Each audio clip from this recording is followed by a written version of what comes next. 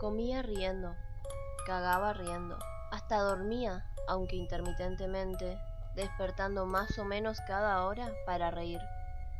En el caso de algunos de mis colegas, él era la única parte entretenida de sus días, pero a mí me aterrorizaba. Esto probablemente se debía a que yo era el nuevo, el técnico psiquiátrico novato, que aún creía que podía marcar la diferencia. La mayoría de los técnicos psiquiátricos perdían su barómetro de compasión después de un tiempo.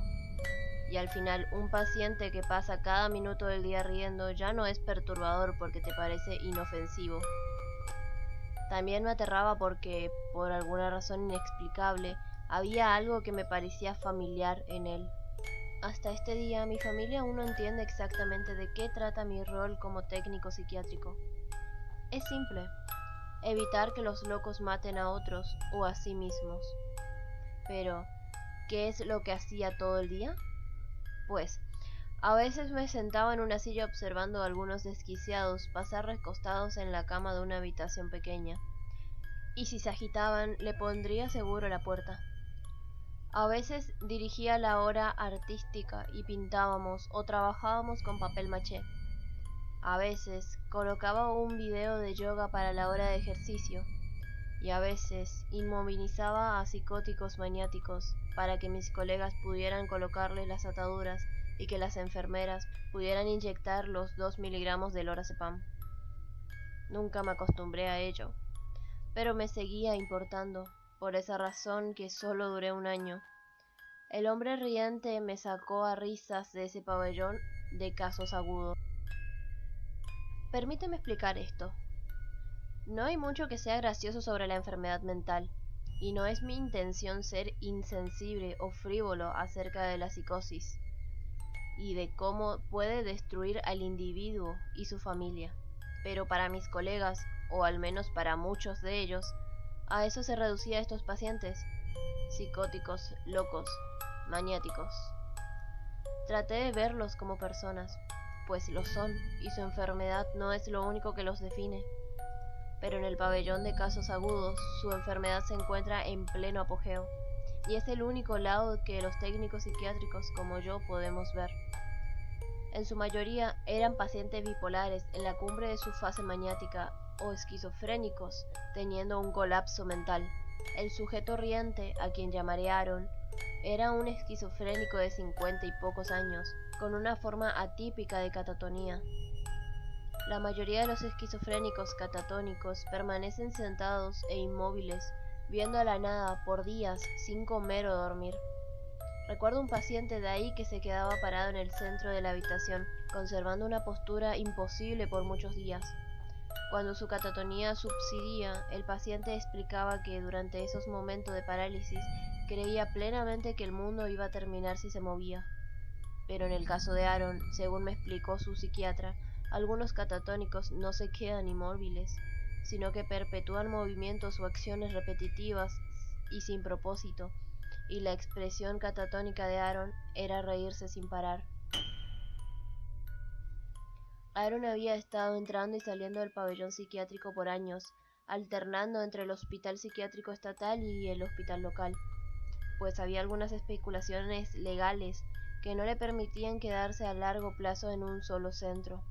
Más adelante descubrí que se debía a que ningún centro podía aguantar su risa por más de unos meses. Cuando empecé mi trabajo, Aaron ya había pasado en ese pabellón psiquiátrico por más de 3 meses, pero según los técnicos psiquiátricos más veteranos, se había estado riendo de esa forma por 10 años. Como mencioné, a la mayoría de los técnicos psiquiátricos les parecía entretenido, y más de una vez vi a uno de los técnicos poniendo su brazo alrededor de Aaron, riéndose con él, burlándose de la manera en que su risa aguda, casi chirriante, ahogaba nerviosamente cualquier otra conversación de la habitación. Pero Aaron no les hacía caso cuando hacían eso.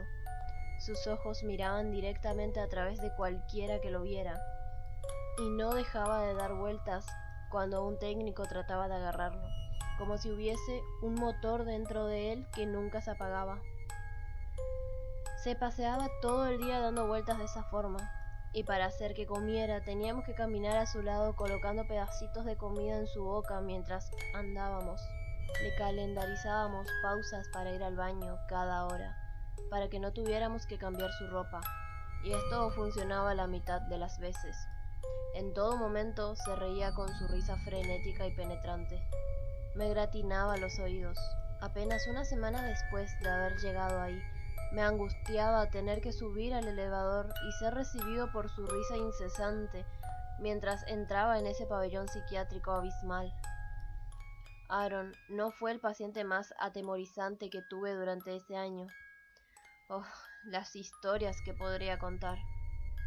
Pero quizás fue el más extraño, incluso el más trágico y ciertamente el más personal. Tenía entendido que la mayoría de los catatónicos cultivaban una esquizofrenia degenerativa hasta que simplemente colapsaban. Pero me mataba ver que ese sujeto simplemente se había comenzado a reír y nadie sabía por qué.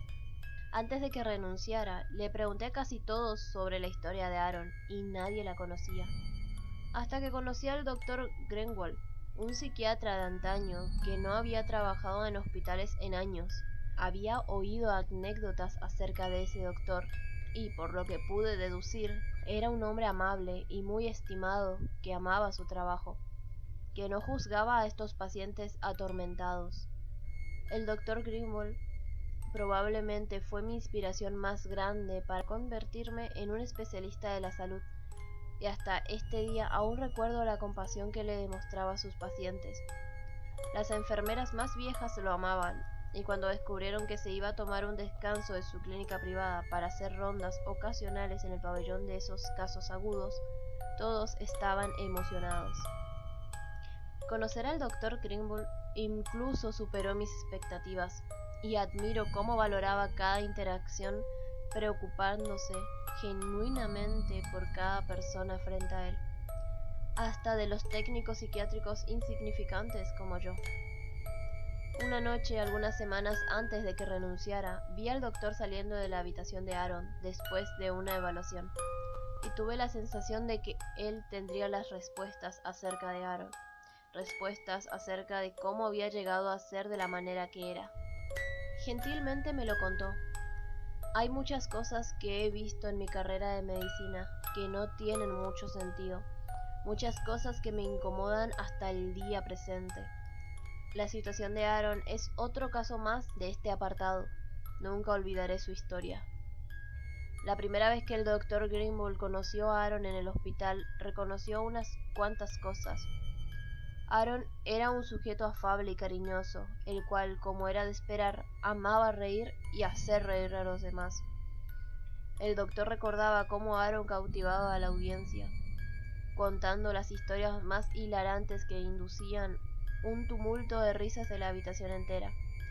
No tuvo una vida fácil, pero sobrellevaba bien sus penas, riéndose fácilmente de las ironías de la vida, grandes y pequeñas. El doctor no estaba al tanto de ningún historial psiquiátrico previo, pero Aaron se casó con una mujer hermosa que había sufrido de depresión y ansiedad toda su vida. Dado que Aaron tenía un deseo tan grande por ayudar a las personas que lo necesitaban, estos sentimientos lo atrajeron hacia su esposa. Aaron quería repararla, y fue a través de ello que se enamoró. Ella se embarazó rápidamente después de que se casaron, y más adelante dio a luz a un varón sano. Su enfermedad mental empeoró después del nacimiento, creyéndose que era depresión posparto, y Aaron casi se obsesionó con el estudio de psicopatología. A pesar de los esfuerzos para repararla, su condición deterioró, desarrollando psicosis posparto, y comenzó a escuchar voces que la incitaban a actos violentos. Todo cambió cuando Aaron descubrió que su esposa había asesinado a su hijo infante. No lo asfixió ni lo ahogó, sino que se lo comió. Al enterarse de esto, Aaron comenzó a reír y nunca dejó de hacerlo. Después de que el doctor terminara la historia, yo me quedé sentado atónito, pero no en silencio, pues la risa estridente de Aaron emanaba desde su habitación. El doctor se quedó sentado conmigo y capté un destello de emoción en su rostro. ¿No es extraño?, dije finalmente. que, de súbito, se haya roto completamente? Pensé que la mayoría de los catatónicos tenían un largo historial de esquizofrenia o algo así. Me sentí como un idiota apenas esas palabras abandonaron mis labios. Ciertamente, Aaron tuvo que haber tenido algún trastorno mental para haber sido un paciente del Dr. Grimble. El doctor me sonrió como un abuelo amoroso. Algunas cosas son demasiado como para que la mente humana los soporte. Supuse que algo tan trágico podría destruir casi a cualquiera. ¿Cuál fue el diagnóstico cuando lo conoció, señor? Él me miró con extrañeza. ¿A qué te refieres? Cuando lo conoció, ¿por qué lo estaba tratando?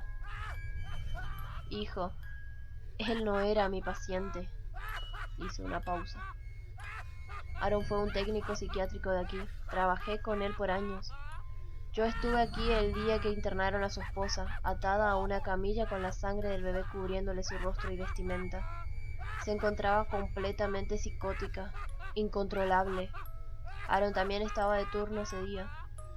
Me le quedé viendo embobado, boquiabierto, y lo único que logré pillar fue un ¿qué? Desconcertado. El doctor suspiró con pesadez. Creo que Aaron sabía que estaba a punto de perder la cabeza y se convirtió súbitamente en lo que tanto se esmeró por reparar. Supongo que la ironía fue tan grande que simplemente se tuvo que reír. El doctor se puso de pie y me dio una palmada en el hombro. Se había quedado por más tiempo de lo que pretendía, y yo me puse de pie lentamente, viendo cómo se alejaba.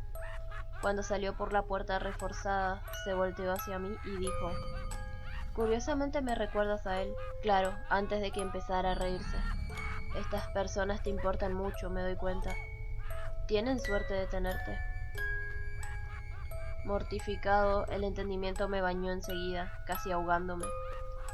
Eso que era tan íntimo y familiar sobre Aaron, nunca pude explicar, ni siquiera para mí mismo. Cómo vi una pieza de mí en ese caparazón sin vida de un hombre, de ese hombre demente y riente. No tuve ninguna respuesta para el Dr. Grimble en ese momento, pero, explotando desde mis pulmones, llegó una risa aterradora y totalmente involuntaria. Entregué mi aviso de renuncia ese mismo día.